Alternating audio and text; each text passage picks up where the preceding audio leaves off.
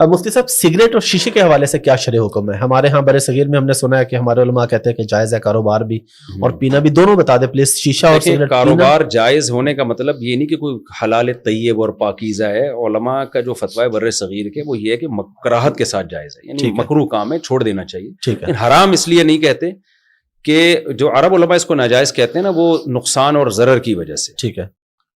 تو کہ بھئی جو بھی نقصان دہ چیز ہے وہ اسلام کہاں سے اس کو وہ کرے گا نا، اجازت دے گا. تو جہاں کہ برِ صغیر کے علماء کی رائے یہ ہے کہ نقصان دہ ہے لیکن فوری نقصان نہیں ہے اس کا.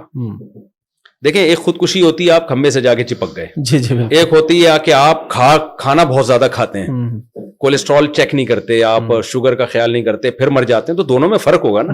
یعنی اس کو وہ والی خودکشی تو نہیں کہیں گے آپ.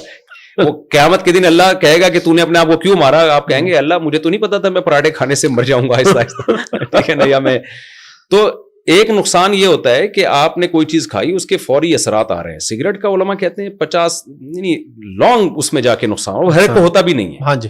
ڈاکٹر بھی یہ کہتے ہیں کہ جن میں کینسر کے جو کچھ ایلیمنٹ پائے جاتے ہیں نا، تو سگریٹ پینے سے ان کو کینسر ہوتا ہے، ہر ایک کو نہیں ہوتا. لیکن وہ تھوڑے لوگ ہوتے ہیں جن کو نہیں ہوتا. ٹھیک ہے. اور دیگر بھی کچھ نقصان، لیکن وہ بہت لمبا عرصہ لگتا ہے. تو شریعت کا ایک اصول ہے کہ جو چیز جتنی ہو اس کو اتنا ہی حرام قرار دیں.